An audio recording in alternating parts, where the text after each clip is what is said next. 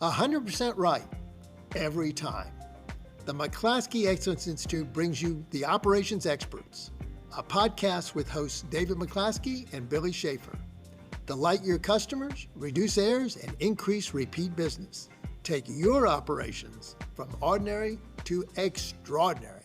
Welcome, everyone, to the Operations Experts podcast. And it's our privilege today to be able to talk to Trace Miller, the founder and CEO of Konala. Yeah, welcome to the show, Thanks for Trace. having me. Appreciate it. And Trace, can you tell us some about Konala? What's your size, where you're headed? Yeah, Konala is a healthy fast food restaurant chain. So we've currently got 3 stores open in Idaho and Washington. And we just partnered with FranSmart just this last year. Started selling franchises in February. We've got over 20 stores in development and one in the pipeline that'll post over 30 more in development. Oh, wow. And that's great. So you're working with Dan Rowe and FranSmart. I mean, that's terrific. Yep. So it's my first time growing something this size. First time franchising a brand. I had another concept that was a bar, food truck, and we got out of that, sold that last year. We started Konala in May 1st of 2023. And this one, we already got deals that are coast to coast and franchising this thing to change the way that Americans view traditional fast food. So our mission is to make eating healthy as delicious and convenient as possible. I love that. It sounds like you're going to teach everybody how to get rid of what's that diet called? The SAD diet, the standard American diet. Just such a tragic name for it, but glad that you're going down that healthy road. And you're going from 3 to 20 this year. So I'm glad the first time you're really taking it easy and not being aggressive. Obviously, when you're going that type of road, you got to have a plan. So tell me about some of the strategic planning that you're doing to go from that to 20 in the blink of an eye. Yeah. So the partnership with FranSmart was, they've done this with many brands before. So, they grew Five Guys, Qdoba, Halal Guys, Paymore stores, early investors in Kava, Sweet Green. So they've been there, done that. That was part of the partnership choice there with them was, I wanted to learn some of the mistakes before we make them. Learn from the people that have already done that, grown plenty of concepts to that size. I believe all of the partnerships with all of their brands combined equals over 5,000 stores open. So it's an amazing number. So one of the, they specialize in real estate, site selection, making sure, everyone, the old saying of location, location, location. That's one of the most important things. So they've helped teach us the entire process of getting franchise stores open, refining our process of getting our stores open. So it all starts with real estate, the data collection, finding the best spot, and then fine-tuning the systems to get people open on time and maintain that brand consistency across the entire country. We're learning from them, learning from you guys. They were nice enough to make the intro as well. So that's how I met you guys and started working with McClaskey as well. Oh, I love that. And I know when we've talked before that you're really trying to be identified as that QSR, not so much the fast casual. Like what's that steps? What's the goals you're taking to really get to be understood in that world? Yeah. So there's, the stats that CDC put out in 2024 was that there's 74% of Americans are overweight, 42% are obese, 90% have a protein deficient diet. So our mission of making healthy eating as delicious and convenient as possible there's 2 aspects. There's the reason that we picked that mission was that to eat healthy, it's got to taste good. People don't want to just think like salads or realize that they're even eating healthy. It starts with education. So our priority with our menu is high protein. So our bowls average, we serve rice bowls. So chicken, steak, chicken and rice bowls, the fruit, vegetable toppings, all that kind of stuff. Couple of snacky options, drinks. Our drinks are healthy as well, but it's all got to taste good. So our bowls average 45 grams protein and just under 600 calories. So it's a well-balanced diet, and it's all sourced from whole foods. So you're not getting it through processed foods. You're getting actual chicken, rice, vegetables, stuff that we're prepping in-house or having co-packers make for us. So the delicious part of our mission, it's gotta taste good. The other aspect that answers your question a little bit more is the convenience. So, those stats I just told you about the CDC, I believe that fast food, traditional fast food is to blame for a lot of that. It's just too easy. It's too convenient to be able to no one plans to get a meal at McDonald's. It's not a date night at the end of the day. You're tired, you're hungry, you just got off a long day at work. You don't have any food at home. You forgot to go grocery shopping. You're driving home, you see those golden arches and you pull in. So Mhm. it's just too convenient, too easy to eat healthy. So to really impact change and offer a healthier option, we have to be just as fast, just as convenient as those traditional QSR concepts. So it's got to be a good location and we got to be fast. So we pick good locations and we have a drive-through at all of our locations as well. We may do some urban backfill locations, where this drive-through is not allowed, but the majority of our focus is going to be on the drive-through. So that traditional drive-through, there's other concepts, Chipotle has their Chipotle lanes, Cava, Sweet Green, you could go and pick up, at a couple of locations, they have like a drive-through pickup lane, but you can't actually order at them. It's just mobile order ahead, online ordering, and then you pick up at the drive-through. Ours, it's face-to-face ordering, just like Seven Brew, Dutch Bros, Chick-fil-A, Mhm. In-N-Out. You're ordering from a person. That allows us to have that great customer service experience that all the top drive-through brands have. And then the drive-through, we're fast. We have a simple menu that's created for scale and created to be just as quick as traditional QSR concepts, and that's the key there as well. So it's gotta taste good, it's gotta be served fast in a drive-through, and that's how we can compete with the traditional fast food brands. Love it. That sounds like such a great concept and such a great purpose. Let's help make America healthy. So that I Yeah. think that's fantastic. And I know you're an Achieving World Class Results alumni. And can you tell us about an operations hurdle that you're faced and how the Achieving World Class Results class and what you learned there helped you? When we first started opening, we were too slow. We were more of like a fast casual with a drive-through. So we just Mhm. weren't as fast. I mean, we're still quick. We were averaging under 4 minutes fulfillment time, so from the time that Mhm. they place their order to when they receive Right. it. But there were some systems that were a little bit too complicated. Menu was a little bit too complex to be able to serve that high quality product with bowls Mhm. made to order as quickly as we needed to. So you guys helped us to realize some of those things. We have changes that are being made over the next 3 to 6 months that are even further improving all of that. But one of the big things that we focused on throughout the class with you guys was to improve our order taking process in the drive through. So even just the way that we talk to people, our script, our expected outcomes, and how we track all of the that order taking process has already improved our wait times, and our new target is under 2-minute fulfillment time Oh, and wow. under 30-second average time to take somebody's order. We're not quite there yet. We have to wait till some of these changes go in place in about 3 months, but we've already improved it, over 30 Mhm. seconds on average, and Wow. and, uh, we have a little bit more clear structure of training for that drive-through order taking process, and I believe that with that system and these couple of operational changes, that we'll be able to accomplish that under 2-minute fulfillment time and under 30-second average order taking time. Oh, Love it. that is terrific. And 30 seconds, it went from what to what? Well, I think we were averaging about a minute, for our time, but when we were having a problem with, new customers. So when there's a new customer that's never seen the concept before, it was a little bit too long of an explanation.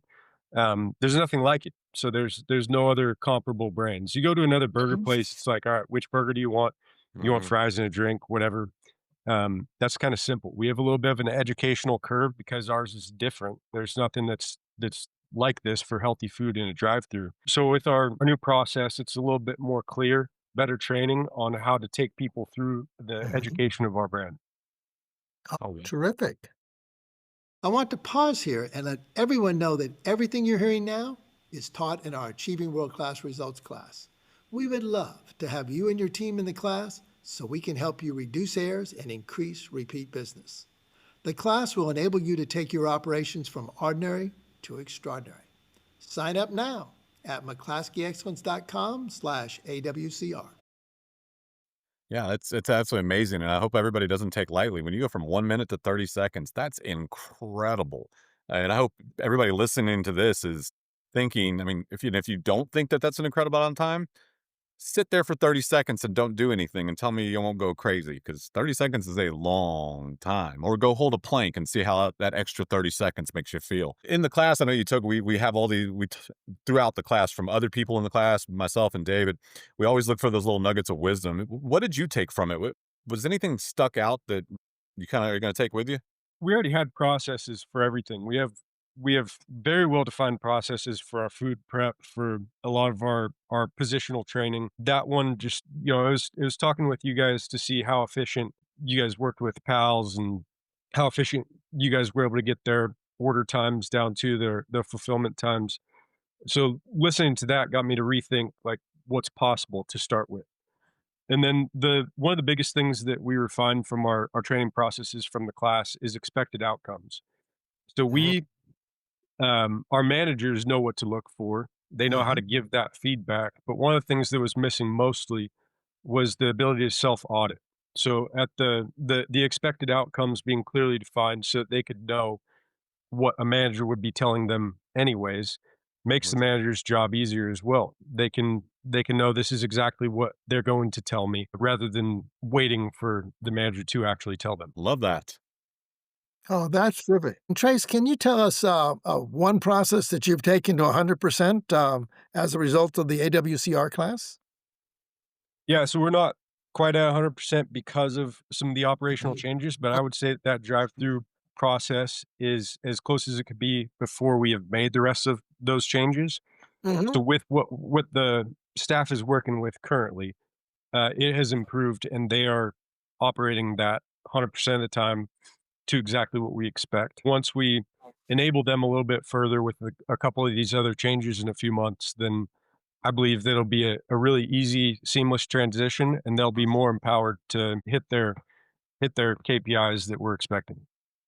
Oh, Oh, wow. that's terrific. Yeah, and And that's you with QSR and our face-to-face ordering, Mhm, we're not looking to swap out for AI and replace people in the drive-through. I like to automate as much of the kitchen as possible, mhm. but people still wanna order from people. We still have optionality for, you know, uh, digital ordering for kiosks, but many people still like to order from a person.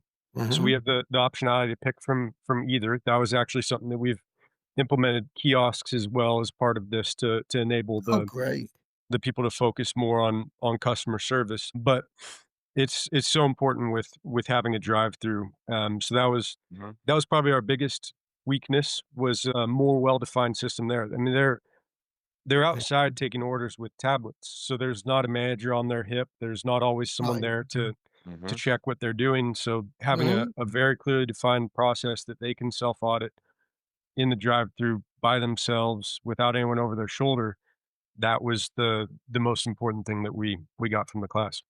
Yeah, that whole idea that you're enabling each employee to get it 100% right, so they're the ones doing it, and it sounds like you're doing a great job with it. Oh, yeah, Yeah, well, it's been fantastic. They've actually bought into it pretty quickly. There's when you make a large change, then there's usually gonna be some fight back. There's a little skepticism. Our managers started by proving it out themselves, figure out what we didn't know about it, Mhm. and then now everyone's bought in. They really enjoy our new process. well, So I'm so glad the you all. whole idea of designing processes for 100% was pretty well accepted by your team members and managers?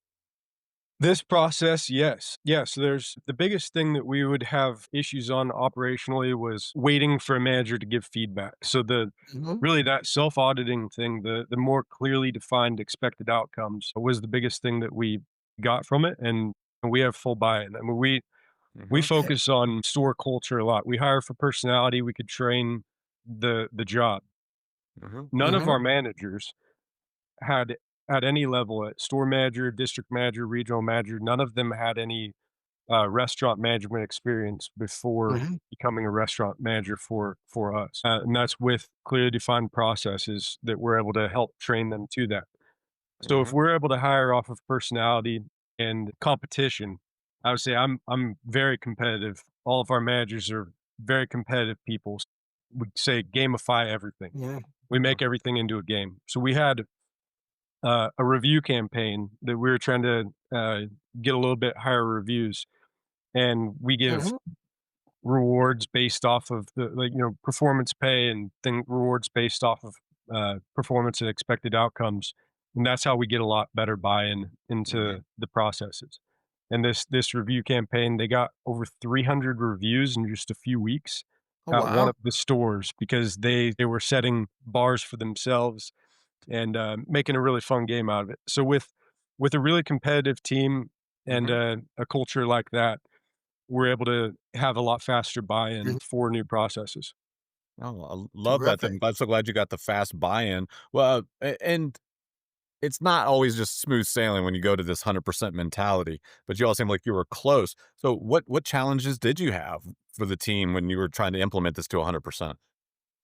Yeah, it's usually just anything new is gonna bring challenges. It's just training, repetition. So one of the things that I would say that we struggle with, same as anybody else, would be you implement something new, anything additional, and it's just outlasting it being done the wrong way until it is to that 100%. So Mhm. we're working on it. We have a call later today with you guys that, we're talking about how to make an even better train the trainer program, and that's gonna be what most franchise owners, what most store owners, as we expand rapidly, as we scale quickly. One of the most important things is training trainers, training managers, regional, Mhm. district, all different levels. And to do that, it's really just the same thing. This is the expected outcome. And then what's the gap between where you are and where we need you to be? How do we get you there? And so that'd be the struggle, but it's not really an ongoing struggle. It's something that we just have to do. Everyone has to do it. And I'm excited to continue training with you guys and get everyone up to 100%. Oh, we love that.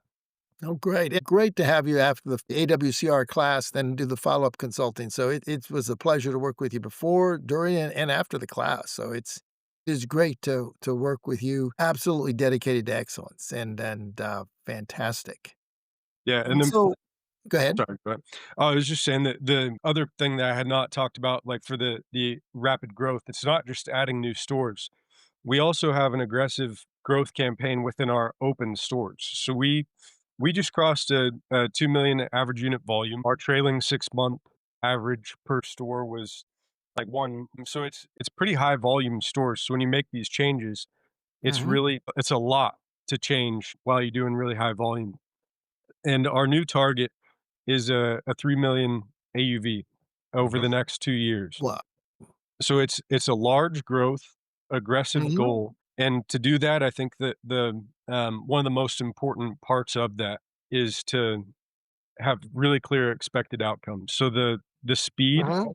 I believe, is gonna be one of the things that gets us there. That's why we picked that Mhm. process with you guys, and why I wanna do the continued training is I think that the difference, the gap between where we are and where we wanna be, same as with training expected outcomes, is Mhm. speed and clear communication. So the training on that, that's what's gonna get us to the next level, even though we've already had pretty impressive results.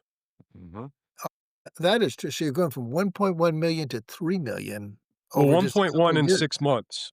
So Oh, we're over wow. a 2 million AUV going for 3. So the 1.1 million was Okay. our trailing Mhm. 6-month AUV.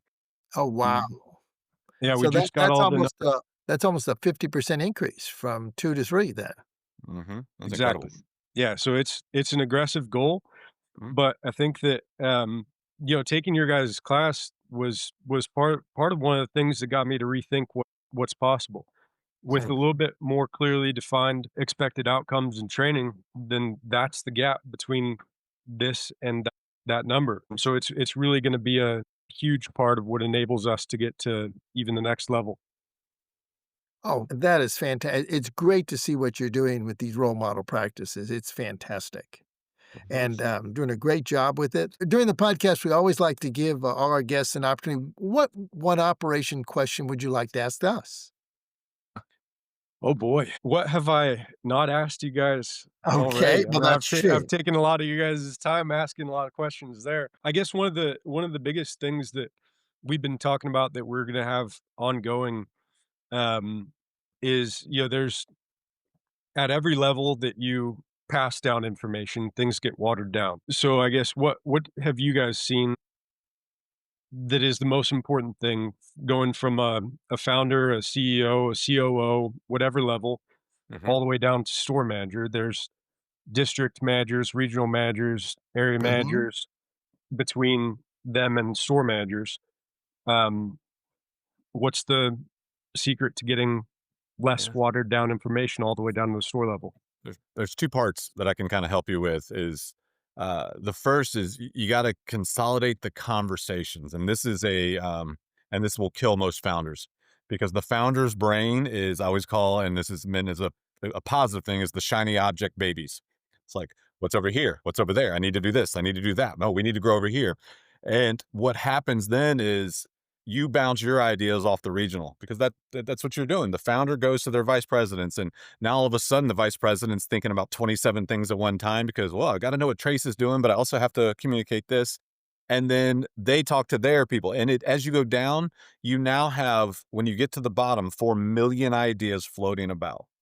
So what we found is to get the message and to have trickle down training, I guess we would call that, to be really effective, think less.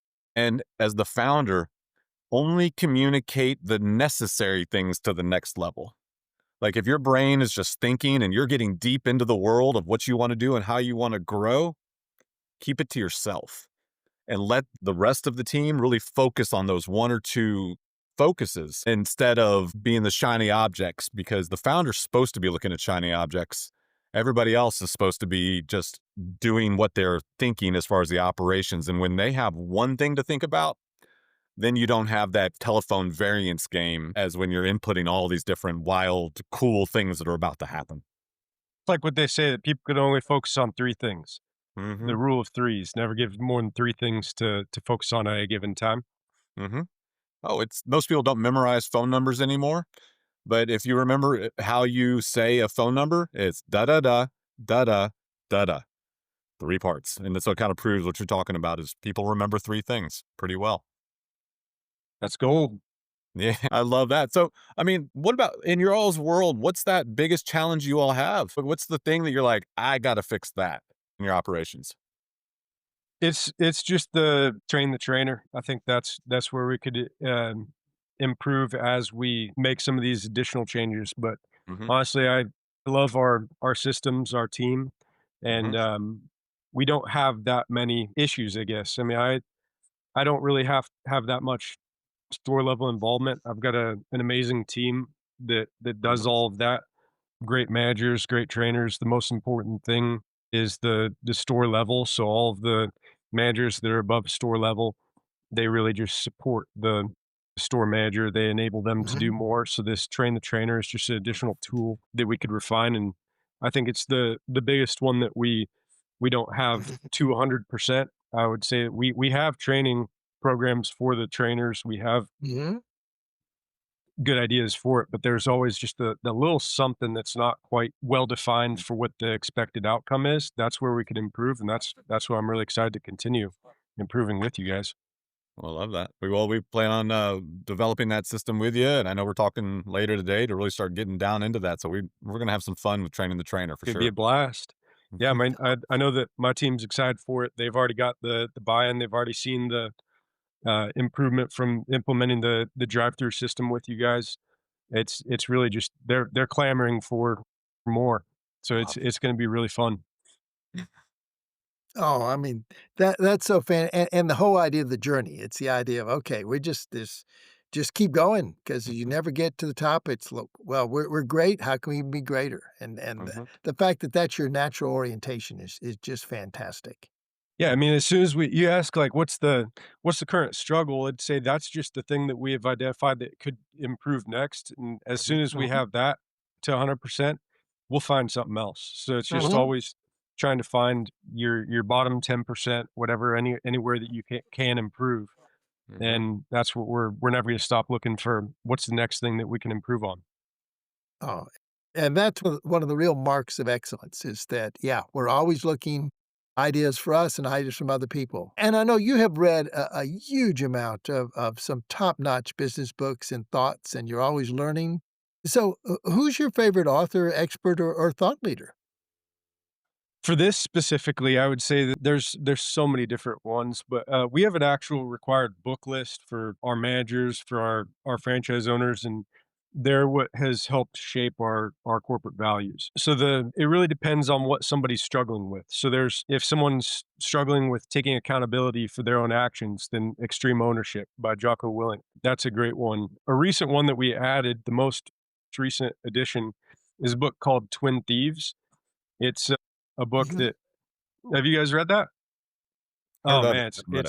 it's fantastic. So it's basically the fear of failure and the fear of judgment is what Mhm. holds most people back.